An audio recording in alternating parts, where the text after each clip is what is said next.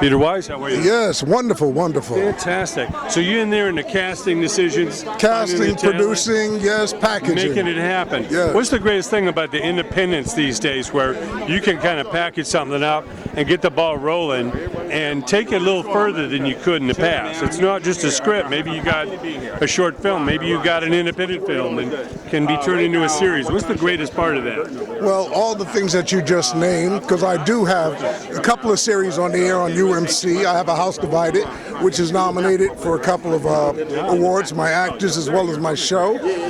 And Bronx SIU, which some of my actors got Emmy nominations. So, you know, you're not under the same microscope that you would with a network, a bigger network, or a studio. So it lends to go to talent that they overlook sometimes, so who are really gifted.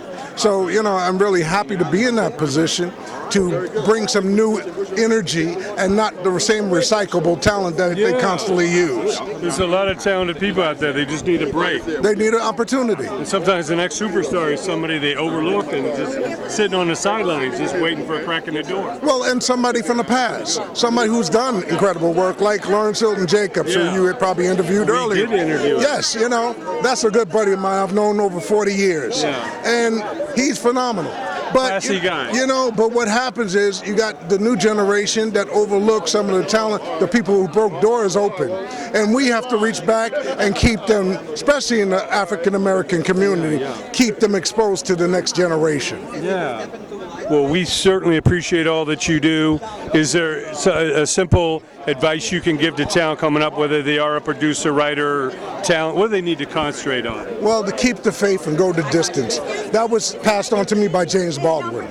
So it's really a spiritual journey that you have to, when they say no, you know, the Creator says yes, and that's who we work for. And I mean, nobody can stop you but you. Exactly. You're your worst enemy.